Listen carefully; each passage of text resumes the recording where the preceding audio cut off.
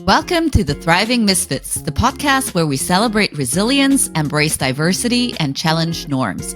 I'm your host, Fiona Young, and each week we bring you inspiring stories and insightful conversations with individuals who have turned their differences into strengths and thrived against each odds.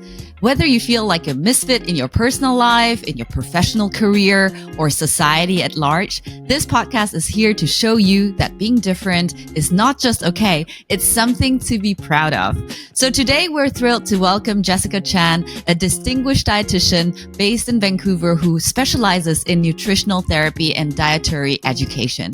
With over 8 years of experience across both private and public sectors of health, Jessica knows that a one-size-fits-all approach doesn't work when it comes to health.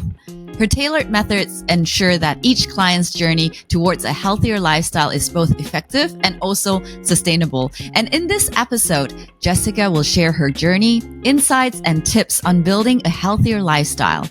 We'll explore how her diverse experiences have shaped her approach to diet and nutrition and the impact she's made on her clients' lives. So get ready to be inspired and also informed. So let's welcome Jessica to the Thriving Misfits podcast. Hi, Jessica. Nice to meet you guys, and it's really nice connecting with you again. Great. Yeah, Jessica and we have known each other for years, and you were also one of my accountability partners during the pandemic to help me stay physically well. And we kept in touch, even though you moved from Hong Kong to Vancouver, and I also moved from Hong Kong to Malaysia. So it's great to be connected again. What time is it over there? Right now it's 6, but then now we don't have sunset until 10. So it looks like 8. Yeah. That's so different than in Asia, right? Because right now it's 9 a.m. and of course the sun sets usually at 7 p.m. All right. So the listeners, the viewers would like to get to know you a little bit better, Jessica. So let's kick it off with some rapid fire round questions. So if each letter of DEI, which is diversity, equity, and inclusion, would represent a food group, what would they be? And how would you balance them for a healthy and inclusive meal plan? Yeah, that is actually a really fun question. So I would say for diversity, can actually represent veggies and fruits. So when we think about veggies and fruits, usually we can picture a very colorful, cheerful pictures, right?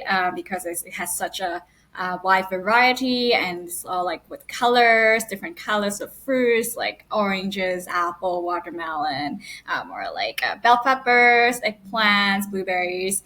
So it would actually be very boring if you only eat one type of veggies or fruits, right? So I get a lot of questions usually what's the best fruits or veggies you think?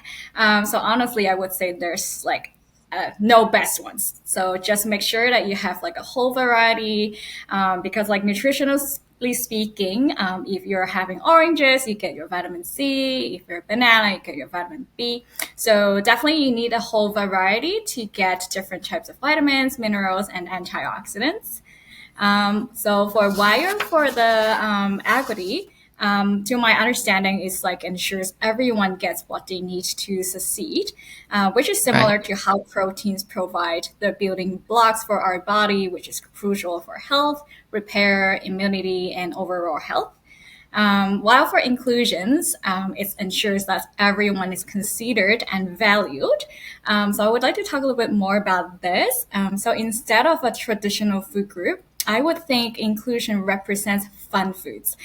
So maybe some of you guys maybe is not familiar with this term, but basically it's kind of what we usually label as the bad, evil, or unhealthy foods. Let's say the chocolate, chips, fries, or food that's high in sugar, fat, or ultra processed food like sausages and spam.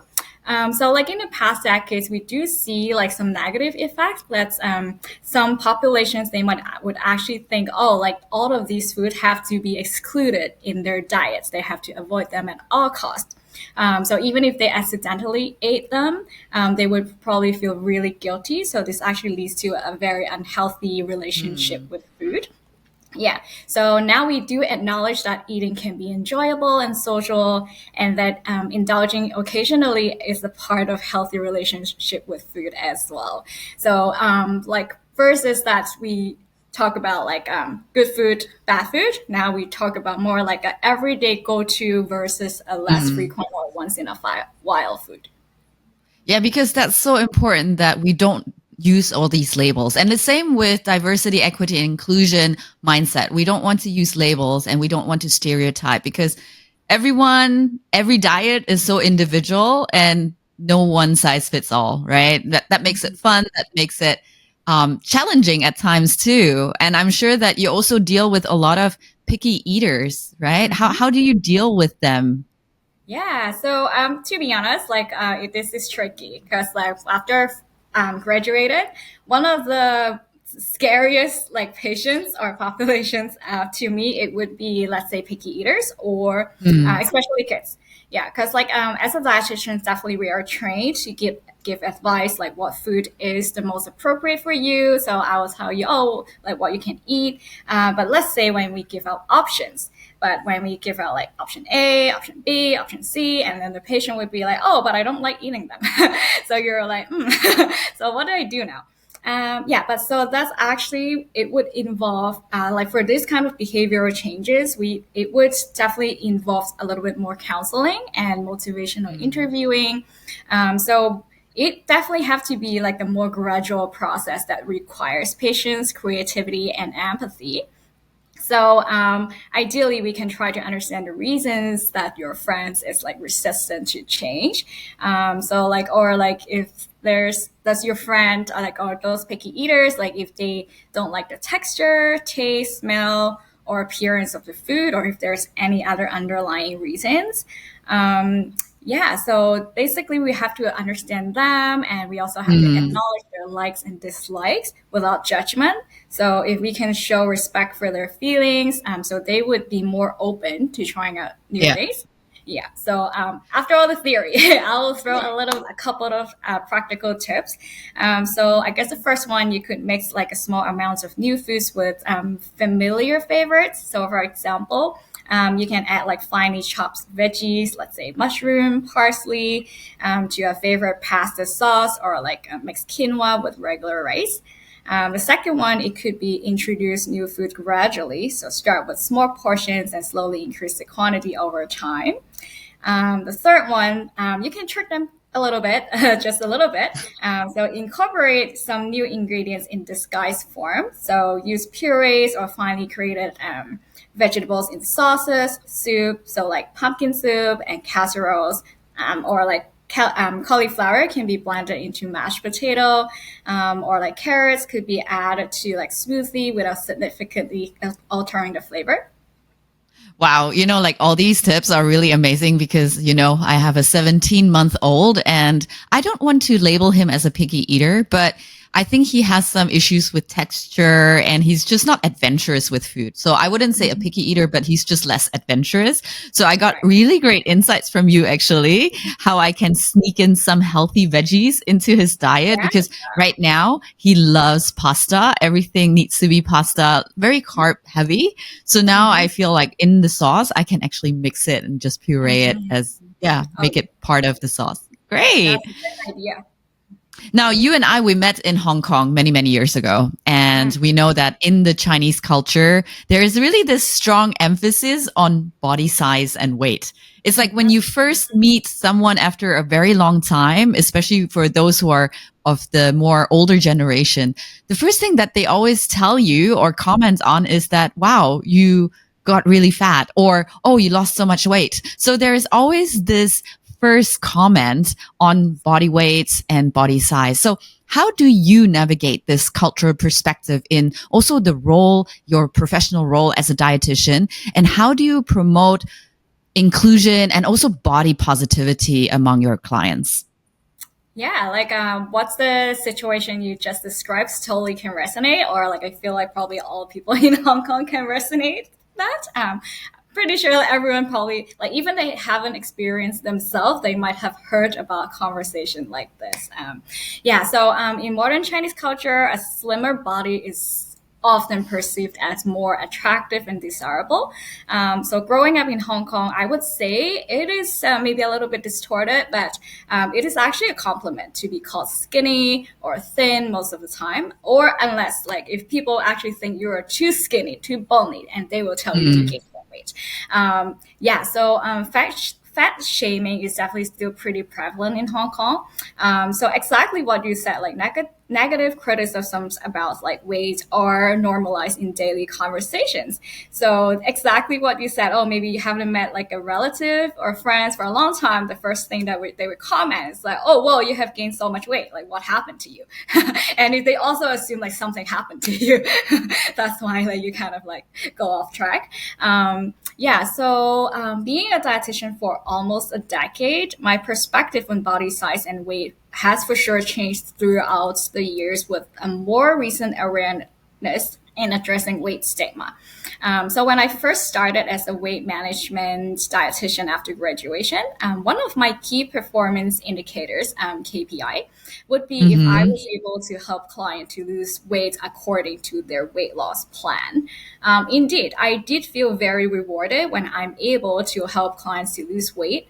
One of my biggest achievements was that back then was to help a client to lose more than 40 pounds. So both of her health and self-confidence have improved tremendously. However, if there's like a client who couldn't lose weight, I would feel frustrated that I failed to help the client to lose weight at times. It's pretty negative. Like I would feel guilty that I didn't have make their money spent worth, and of course themselves they would be frustrated too as well, right? So until recent years, especially this year, I've started my private practice. So I can actually start to focus more on improve the health indicators such as blood sugar, cholesterol, or energy levels, or even just behavioral changes. So with a less emphasis on reaching a certain weight within a specific period of time. So I also have taken clients' mental health into consideration to help them develop a more sustainable, healthy eating pattern, more positive body image, and relationship with food at the same time. Yeah, that's so important because body image, that's something that stays with us. Even body dysmorphia, right? And I always encounter, especially Asian women, they are already super skinny, but for some reason, they always say that they still have to lose some weight. And that makes, I would say, a normal sized individuals feel really bad about themselves. So body dysmorphia, do you think that this is something that's more prevalent in the Asian space, in the Asian region? I don't have like a exact statistic, so I cannot say for sure. But I would say so because I like in my opinion, it would be in Asia. It's more like they have this one ideal body type. I think like compared to at least in Vancouver, they are a little bit more inclusive about embracing like different types of body size, body shapes. But of course, body disorder eating or like body dysmorphia is still a huge issue, but I don't have like a actual statistic to compare. But then I could imagine because in Asia they do have like a more specific one body ideal type that they look for, so it could be. But do you think that also with the younger generation now that they are more open to social media, they see stuff on Instagram, on TikTok, where there are fitness influencers. Do you feel that especially the young girls are now leaning more towards a healthier, more, I would say, fit body type and composition in comparison to, let's say, maybe the millennials or the Gen X? Oh yeah, definitely. I think there's a evolution into that. So when I was in high school, so like back in Hong Kong, high school or like even elementary school, I think people were like were chasing with this just slim body. As long as you're like slim, thin, skinny, just kind of look like a chopstick or like legs. You have like a chopstick leg. Then that's what we were kind of chasing for when we were in high school. But now, you are right, because with social media, TikToks, Instagram, I think now a lot of people like they do have like they focus more on like fitness. So like guys have to go to the gym, they have to get the six packs. While for girls, like of course, like, it's not like just the skinniness, but then maybe they also want some curve, right?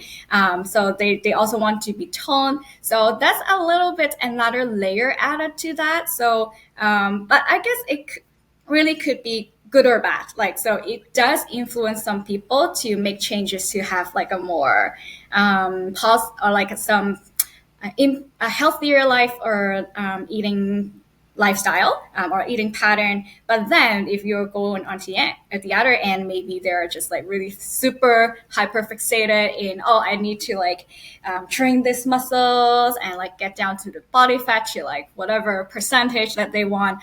Yeah, so I think it's really, it in the end, it comes down to how you view this yourself. Yeah. Yeah. And how did you even get this inspiration to be a registered dietitian? There must be something probably in the past, in your childhood or in your teenage years, that was a trigger or was a main reason for you to get into the space where you are right now. Can you share a little bit more about that?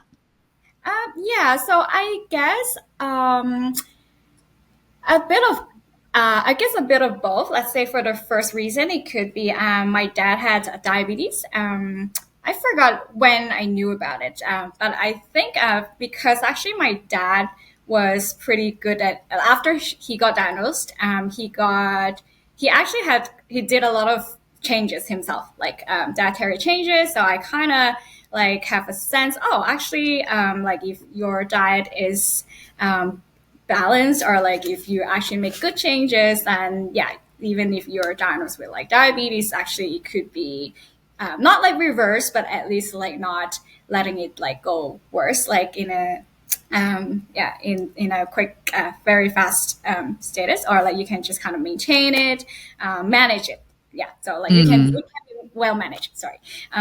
Yeah, so I guess like on the other hand, I do like talking to people.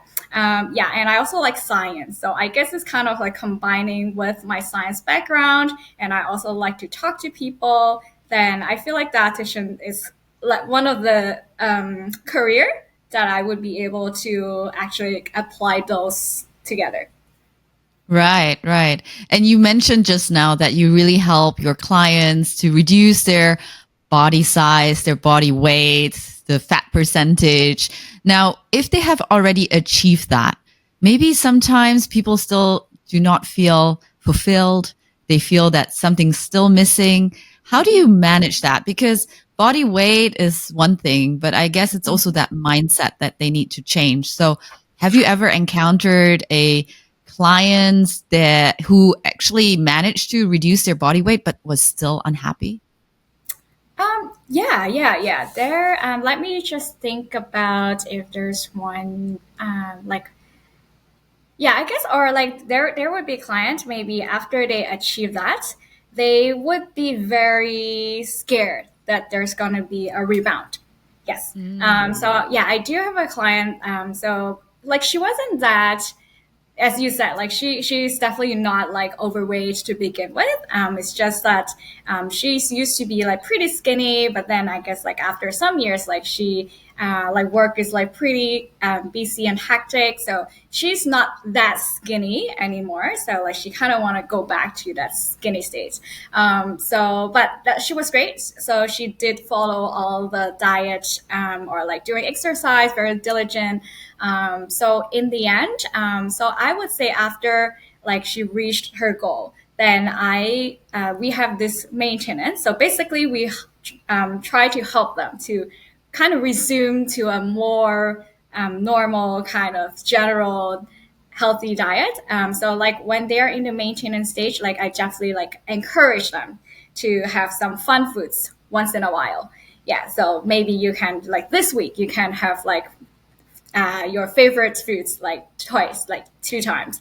But I realized after like a couple of weeks, I was like, oh, so have you tried your favorite like ice cream or like this croissant that you have been like longing for, Mm. right? So she told me she hasn't. So I was like, oh, why? Because specifically, the instruction was to ask her to have some of the fun foods, right? Yeah, but then I guess like after I talked to her, she's actually really afraid that once she eats back, resume this Mm. kind of fun food, then she would have a rebound or like have weight gain. So yeah, so it does have to, you do have to have a little bit more of a counseling to check in with them to see if what they're like if there's any obstacles in their mind.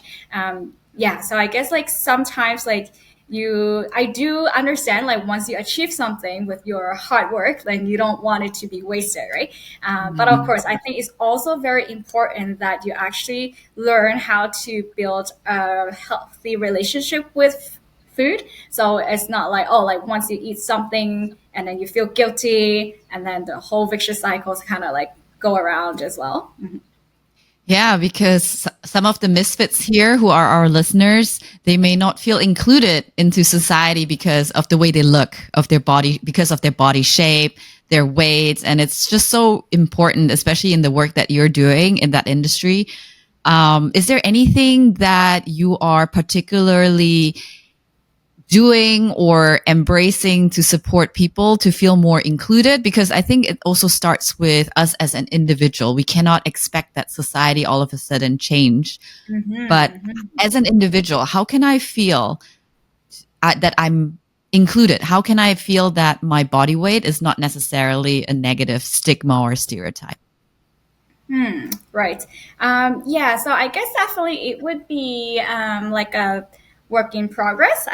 Yeah, and it definitely takes some effort to that. Yes. Yeah, it involves a combination of education, practice, and even community involvement. So I guess like for my own practice, I would definitely, I know like some people, of course, they would still want to lose weight, right? That's kind of their main Mm. goal. But then, like, I think it is, I wouldn't disregard this because I think it's actually a good start because everybody kind of needs like a motivation. So if it could be like a motivation for them to kind of change from like an rather relatively unhealthy lifestyle or diet to a more healthier lifestyle, that's a good start. And but I guess like probably during the process or the journey, then I would make sure that they are not hyper fixating on like the numbers, the weight, or like the numeric goals, but more focus on their behavioral changes, if they're actually able to do some sustainable changes, because sustainable is also really important. Because like there are a lot of like fat diets out there, like, oh, like just probably like just cut everything, like cut all carbs, or like just have like apple or grapefruit salads every single day. Then I mean, like everybody can lose weight for sure, but then that's Yeah. not sustainable, right? Yeah, so definitely what we're looking at is like a long-term goal. So of course, like if they're able to maintain this healthy lifestyle, then and also at the same time develop a healthy relationship with food, then that would be a long-term sustainable. And in the end, I would think that's actually beneficial to their long-term health. And naturally, they would lose weight. But of course, even if they cannot lose weight, in the long run, their health would still be beneficial in the long run. So that's more about my private practice. But let's say if we can also take a further step to collaborate with other healthcare professionals, such Mm. as psychologists, physical therapists, and wellness coaches to provide comprehensive care that address all aspects of health. And I do know a lot of dietitians now are also doing like campaigns and talks to reduce medical fat shaming. So I guess that like usually in for doctors, maybe when they see patients, when they see they're obese, oh, okay, you need to lose weight, refer dietitians.